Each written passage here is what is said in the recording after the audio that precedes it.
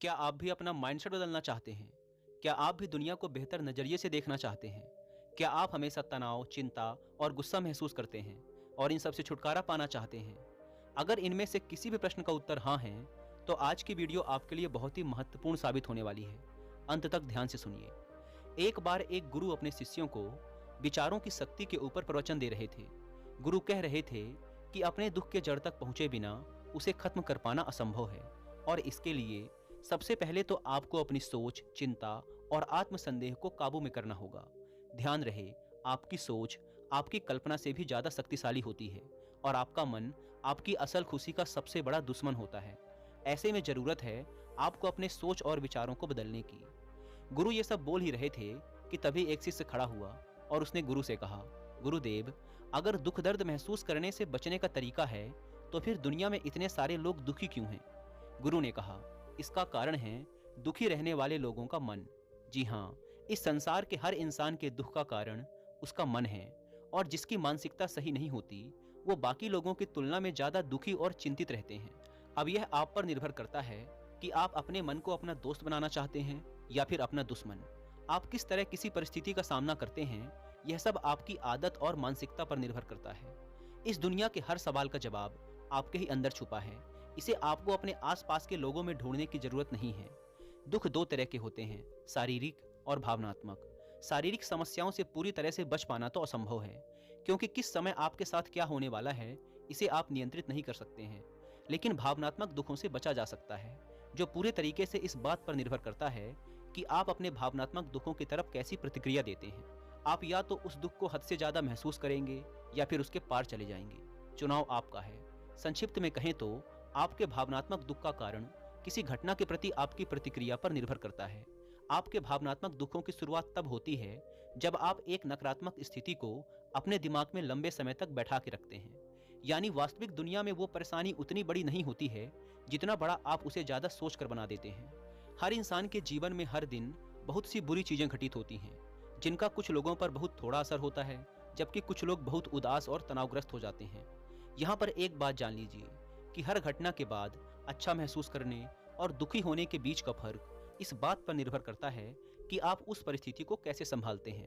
अगर आपने जान लिया कि मन कैसे काम करता है, तो आप यह भी जान जाएंगे कि आप खुशी पाने के लिए इसका इस्तेमाल कैसे कर सकते हैं और इस तरह आप अपने भावनात्मक दुखों से हमेशा हमेशा के लिए छुटकारा पा सकते हैं। शिष्यों ने गुरु से अगला प्रश्न किया, गुरुदेव, इंसान के दुख का असल कारण क्या है? गुरु ने उत्तर देते हुए कहा, हमारे विचार बहुत शक्तिशाली होते हैं, इतने कि वो हमारी किसी भी सोच को वास्तविकता में बदल सकते हैं। दुनिया में ज्यादातर लोग खुद को और अपनी किस्मत को कोसते हैं कि आखिर वो इतने गरीब, बीमार और दुखी क्यों हैं, जबकि वह यह भूल जाते हैं कि वो आज जैसे भी हैं उनके खुद के बीते हुए कल के विचारों की वजह से हैं। पहले तो ये जानना जरूरी है कि नकारात्मक विचार वाले लोग होते कैसे हैं। असल में उनका जीवन निरर्थक होता है। वो हमेशा गुस्सा, डर, चिंता और अविश्वास में जीते हैं, जिसकी वजह से वो अक्सर अजीबोगरीब स्थिति में फंसकर गलत फैसले ले लेते हैं। इसके विपरीत सकारात्मक विचार वाले लोग खुशी, प्रेम, समृद्धि, सुख और सफलता को अपनी ओर आकर्षित करते हैं। उन्हें देखकर ऐसा लगता है जैसे सब कुछ उनके नियंत्रण में है। हाँ, निश्चित रूप से उनके जीवन में भी उतार चढ़ाव आते हैं, लेकिन वो फिर भी हर मिलने वाली चीज के प्रति शुक्रगुजार रहते हैं। अब जैसे दो लोगों की परिस्थितियां एक जैसी होते हुए भी वो अलग अलग महसूस करते हैं। जैसे एक व्यक्ति इस बात के लिए शुक्रगुजार हो सकता है कि उसके पास रहने के लिए एक घर है, वहीं दूसरा इस बात को लेकर दुखी हो सकता है कि उसका घर उतना बड़ा नहीं है जितना वो चाहता था। मतलब साफ है कि हमारी खुशी और दुख सीधे तौर पर हमारी सोच और नजरिए पर निर्भर करता है। हकीकत और उसके प्रति हमारा नजरिया दो अलग अलग चीजें होती हैं। बाहरी हकीकत सबके लिए एक होती है, जबकि इसके बारे में अलग अलग इंसान का नजरिया अलग अलग हो सकता है। चलो इसे एक उदाहरण से समझते हैं। एक नौजवान भिक्षु को ध्यान करते समय एकाग्रचित होने में परेशानी होती थी। हर बार ध्यान करते समय किसी न किसी कारण से उसका ध्यान भटक जाता था और वह काफी क्रोधित और निराश हो जाता था। शांति की तलाश में उसने एक दिन एक झील के बीचों बीच नाव में बैठकर ध्यान करने का निश्चय किया। पहले 2 दिन तो भिक्षु को बहुत सुकून मिला। ध्यान करते समय उसका मन बिल्कुल शांत और एकाग्र था। लेकिन तीसरे दिन उसकी शांति तब भंग हो गई जब ध्यान करते समय एक दूसरी नाव उसकी नाव से आकर टकरा गई। उसने गुस्से से अपनी आंखें खोली, लेकिन सामने उसका गुस्सा देखने के लिए कोई था ही नहीं, क्योंकि दूसरी नाव तो खाली थी, जो हवा के वेग और लहरों के कारण भिक्षु की नाव से आकर टकरा गई थी। अब वह शर्मिंदा हो गया और उसका क्रोध भी शांत हो गया, क्योंकि उस जगह पर उसका गुस्सा देखने वाला ही कोई नहीं था। तब उसे समझ आया कि उसका ध्यान आसपास की घटनाओं के कारण नहीं, बल्कि उन घटनाओं के प्रति उसकी प्रतिक्रिया के कारण भटक रहा था। उसके हद से ज्यादा सोचने की वजह से भटक रहा था। आपके साथ जो कुछ भी घटित होता है वह कभी आपके दुख का असल कारण नहीं बनता, बल्कि आप उस घटना के बारे में कैसा सोचते हैं, कैसी प्रतिक्रिया देते हैं, वो आपके सुख और दुख को तय करता है। हमारी सोच हमारी भावनाओं को नियंत्रित करती है। अगर हम नकारात्मक सोचेंगे तो हमें बुरा लगेगा, और अगर हम सकारात्मक सोचेंगे तो हमें अच्छा महसूस होगा। आप अपने दुख, दर्द या तकलीफ का दोष अपने आसपास की घटनाओं और लोगों को नहीं दे सकते हैं। बस यही जीवन के उतार चढ़ाव और सुख दुख का सार है। अपने जीवन को मुश्किल बनाने वाले आप खुद ही हैं। क्या आपने कभी सोचा है कि बुरे और नकारात्मक विचारों के बिना आपका जीवन कैसा होता? मैं बताता हूँ। बुरे विचारों के बिना आप ज़्यादा अच्छा और सुकून भरा जीवन जीते, चिंता और दुख आपसे दूर हो जाते और आप हमेशा प्रसन्न रहते। ध्यान रहे, कोई भी घटना या परिस्थिति आपको दुख नहीं पहुंचा सकती, बस आपकी सोच ही आपके दुख का असल कारण होती है। शिष्यों ने गुरु से अगला प्रश्न किया। एक शिष्य ने पूछा, गुरुदेव, हम ज़्यादा खुश और आज़ाद कैसे महसूस कर सकते हैं? गुरु ने कहा, हमारे दिमाग में एक दिन में लगभग 60,000 विचार आते हैं, जिनमें से लगभग 6,000 विचार तो अपने आसपास के लोगों को प्रतिक्रिया देने की वजह से आते हैं, और इन 6,000 में से भी लगभग 90% विचार नकारात्मक होते हैं। ऐसा इसलिए नहीं होता क्योंकि हमें नकारात्मक सोचने में मजा आता है, बल्कि ऐसा इसलिए होता है क्योंकि ये विचार हमें जिंदा रहने में मदद करते हैं। ऐसी स्थिति में रहा है जहां उसके लिए कहीं से भी खतरा आ सकता था। कोई भी अनजान घटना या छोटी सी भी गलती उसकी जान ले सकती थी। इसीलिए समय के साथ इंसान के अवचेतन मन ने एक आदत विकसित कर ली, जिसे नकारात्मक पूर्वाग्रह कहा जाता है। इस आदत के अनुसार इंसान का दिमाग किसी भी चीज या घटना का नकारात्मक पक्ष सबसे पहले देखता है, ताकि वह खुद को आने वाले खतरे से बचा सके। हजारों सालों से यह नकारात्मक पूर्वाग्रह इंसानों के जिंदा रहने और फलने फूलने में मददगार भी साबित होता आ रहा है। इसीलिए हमारे अंदर करो या मरो वाला स्वभाव सक्रिय रहता है। लेकिन आज के समय में यह नकारात्मक पूर्वाग्रह ज़्यादा कारगर नहीं है, क्योंकि अब हम ऐसी दुनिया में नहीं रहते हैं जहां जिंदा रहने के लिए अब हमें संघर्ष करना पड़े। लेकिन फिर भी हमारे दिमाग का नकारात्मक पूर्वाग्रह वाला नियम हमें नकारात्मक पक्ष पर ध्यान देने के लिए मजबूर करता है और हमें खुश होने से भी रोकता है। अब समय आ गया है अपने नकारात्मक विचारों को छोड़कर दिमाग को आराम देने का।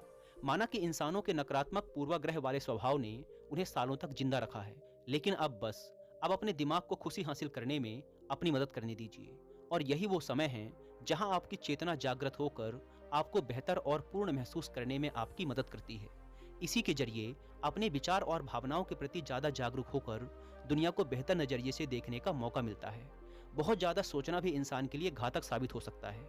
यह सिर्फ आपकी चिंता और निराशा को बढ़ाकर आपको नकारात्मक सोच की ओर ढकेलता है और आप सुरक्षात्मक स्थिति में चले जाते हैं। इससे बचने के लिए आपको अपना हर क्षण खुशी से जीना चाहिए और थोड़ी देर के लिए सब कुछ भूलकर सिर्फ अपनी चेतना का उपयोग करना चाहिए। इस तरह आप खुश और आज़ाद महसूस करेंगे। तो फिर आज इसी क्षण से ये सोचना बंद कीजिए कि चीज़ें कैसी होनी चाहिए और ये देखना शुरू कीजिए कि वो वाकई में क्या हो सकती हैं। शिष्यों ने गुरु से अगला प्रश्न किया, सोच और विचार में क्या अंतर है? गुरु ने कहा, सबसे पहले तो आपके लिए विचार और सोच के बीच के फर्क को समझना बेहद जरूरी है। विचार इस ब्रह्मांड की रचना है जो कि हमारे पास जन्म से ही होते हैं, और इन्हें बनाने के लिए हमें किसी बाहरी ताकत या शक्ति की जरूरत नहीं होती है।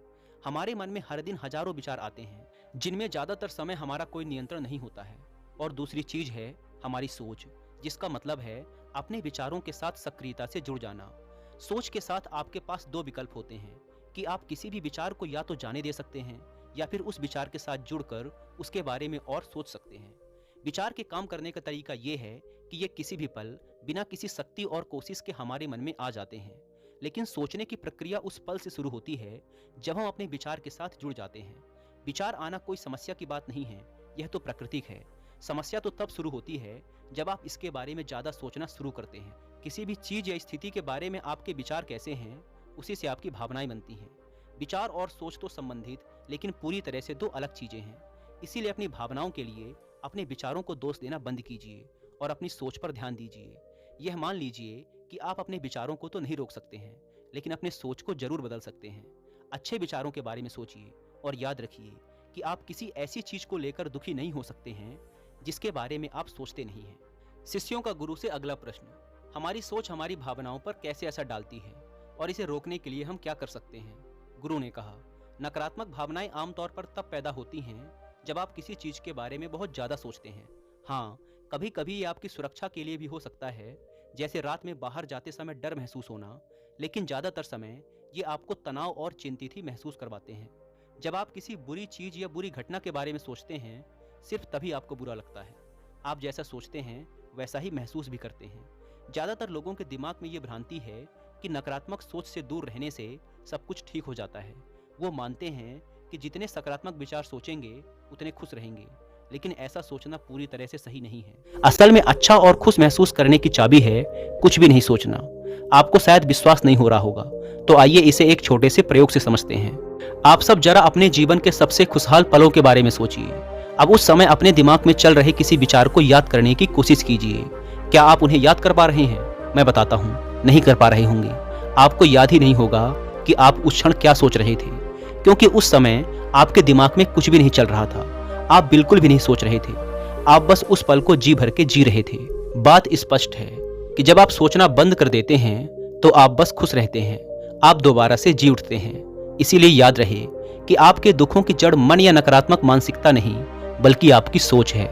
आज अभी इसी क्षण से किसी चीज या परिस्थिति को अपने अनुसार बदलने की तनावग्रस्त प्रक्रिया से अपने दिमाग को आजाद कीजिए, और जो जैसा है उसे वैसा ही स्वीकार कीजिए। एक मंत्र जान लीजिए, आप जितना कम सोचेंगे उतना ज्यादा खुश रहेंगे। शिष्यों ने गुरु से अगला प्रश्न किया, ज्यादा सोचना कैसे बंद करें? गुरु ने कहा, ज्यादातर लोगों को यह लगता है कि सोचना बंद करने के लिए उन्हें अपने विचारों को आने से पूरी तरह रोकना होगा, लेकिन यह नामुमकिन है। विचारों को रोकना अपने आप को सांस लेने से रोकने के जैसा है। आप यह बिल्कुल भी नहीं कर सकते हैं। आपको सिर्फ खुद को सोचने से रोकना होगा, विचारों को आने से नहीं। विचारों को उठने से रोका नहीं जा सकता है। आप ये अंदाजा भी नहीं लगा सकते कि वो कब और कहां से आएंगे, लेकिन आप इनके साथ खुद को जोड़ने से जरूर रोक सकते हैं। विचार आया और चला गया, आपने उसके बारे में कुछ भी नहीं सोचा। इस तरीके से आप खुद को विचारों से अलग कर सकते हैं। हाँ, इसका यह मतलब भी नहीं है कि आप पूरी तरह से सोचना ही बंद कर दीजिए। मस्तिष्क सोचने के लिए ही बनाया गया है और यह हमारे स्वभाव में होता है। आप वास्तव में तो सोचने से खुद को भी नहीं रोक सकते। तो सवाल यह है, फिर आप क्या कर सकते हैं? आप यह कर सकते हैं कि आप सोचने में लगने वाले समय को कम कर सकते हैं, और इस प्रक्रिया में पहला कदम जागरूक होना होता है। ये कि आपको कब खुद को ज्यादा सोचने से रोकना है। ज्यादा सोचने का सबसे आम लक्षण तनाव और असहज महसूस करना होता है। तनाव और असहजता जैसी भावनाएं आमतौर पर तब आती हैं जब आप किसी स्थिति के बारे में हद से ज्यादा सोचते हैं। जब भी आप खुद को कुछ ज्यादा ही सोचते हुए पाएं, तो तुरंत अपने आप को इससे अलग कर लीजिए। एक गहरी सांस लीजिए, अपने विचार से दूर हो जाइए और अपने दिमाग को शांत होने दीजिए। आइए इसे एक उदाहरण से समझते हैं। मान लीजिए कि आपके पास एक कटोरी गंदा पानी है। अब इस पानी को साफ करने के लिए आप क्या करेंगे? क्या आप इसे उबालेंगे या छानेंगे? ज्यादातर लोग या तो इसे उबालेंगे या छानेंगे, लेकिन इन सबसे आसान यह है कि आप अपने आप पानी की गंदगी को नीचे बैठने दीजिए। कटोरी को शांति से रख दीजिए। ऐसा करने से गंदगी नीचे जम जाएगी और पानी अपने आप साफ हो जाएगा।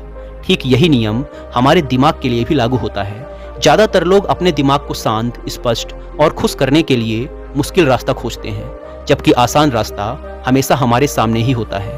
देखिए, नकारात्मक भावनाएं सिर्फ और सिर्फ सोचने की वजह से ही पैदा होती हैं। जब हमारा मन अशांत या परेशान होता है तो हम सोचने लगते हैं, जबकि ऐसी स्थिति में आपको शांति से बैठ जाना चाहिए और अपने दिमाग को शांत होने देना चाहिए, ठीक उस कटोरी के गंदे पानी की तरह।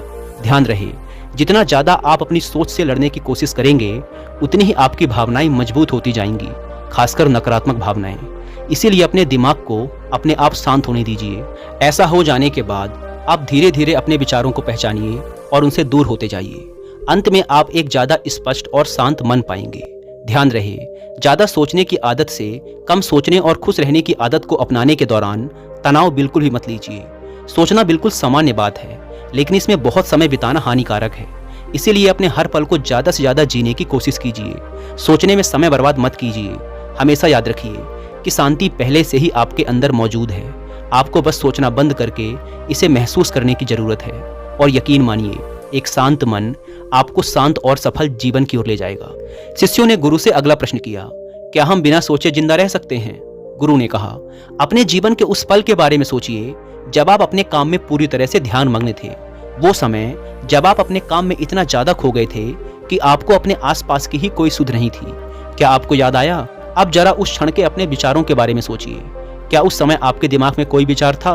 मैं बताता हूँ, नहीं होगा, क्योंकि व्यस्तता के पलों में आप एक अलग ही अवस्था में चले जाते हैं, अपने काम में पूरी तरह से रम जाते हैं, और इसे ही अपने काम के साथ एक होना या प्रवाह की अवस्था कहते हैं। और यह तब होता है जब आपको अपने काम से बहुत प्रेम होता है, और इस स्थिति में आप सभी विचार और भावनाओं को भूल जाते हैं। जब कोई इंसान प्रवाह की अवस्था में होता है, तब उस इंसान का ध्यान इतना गहरा होता है, यानी कि वो इंसान अपने काम में इतना मग्न होता है कि उस इंसान के दिमाग में उसकी उपस्थिति ही खत्म हो जाती है, यानी कि उन्हें खुद की मौजूदगी का भी पता नहीं रहता। इस अवस्था में ना तो आपको भूख लगेगी, ना ही प्यास, ना ही गर्मी और ना ही सर्दी। इस अवस्था में आपकी एकाग्रता चरम सीमा पे होती है, और इस अवस्था में आप जो भी काम कर रहे होंगे वो अपने आप होने लगता है, क्योंकि इस स्थिति में आपका अवचेतन मन काम कर रहा होता है और आप सिर्फ अपने काम पर ध्यान देते हैं। यह एक विचार शून्य अवस्था होती है, जहाँ विचार, चिंता और संदेह के लिए कोई जगह नहीं होती है। समस्याओं का काम ही हमें शांति और खुशी के रास्ते पर जाने से रोकना है, और किसी समस्या को पैदा करने में हमारी सोच और चिंता अहम भूमिका निभाते हैं। इतना अहम कि कोई घटना जितनी बुरी नहीं होती है, ये उसे हमारे दिमाग में उससे भी बुरा बनाकर हमें डराते हैं। हो सकता है आज के बाद अपनी आदत में बदलाव लाकर आप ज़्यादा सोचना और चिंता करना कम कर दें। आप नकारात्मक भावनाओं को महसूस करना कम कर देंगे, लेकिन आपका दिमाग फिर आपको सोचने और चिंता करने पर मजबूर करेगा, और ऐसा सिर्फ इसलिए होता है क्योंकि आपका दिमाग नए अभ्यासों से अनजान है। जीवन की शुरुआत से आप जो कुछ भी कर रहे हैं वो है सोचना और चिंता करना। अब जब आपने उन्हें अपने दिमाग से हटा दिया है तो आपको असहज और अजीब महसूस होगा, और जब दिमाग में कुछ नहीं होता तो कुछ गलत लगना स्वाभाविक होता है। ऐसे में आपको इस प्रक्रिया पर और खुद पर विश्वास करने की सबसे ज़्यादा ज़रूरत है। आप अपने दिमाग को बेवजह की चिंता और सोच से मुक्त ही रखिए। यकीन मानो यह जरूर काम करेगा। जिसके बारे में हमें पता नहीं होता उससे डर लगना स्वाभाविक है। जैसे विचार शून्यता की अवस्था से आपका दिमाग अनजान होता है, लेकिन यही वो अवस्था है जहां सबसे ज़्यादा अनुभव और मौके मिलते हैं। यही वो अवस्था है जहां आप एक बेहतर इंसान के रूप में विकास कर सकते हैं। अब आपको फिर से उन बुरी आदतों में पड़ने की ज़रूरत नहीं है जो आप में पहले थी। आपका दिमाग तो जानी पहचानी चीज़ों की तलाश करेगा ही, ठीक वैसे जैसे परदेश में जाकर हम अपने देश के लोगों की तलाश करते हैं। लेकिन आपको अपने इरादे में अडिग रहना है, और अगर आप खुद को बार बार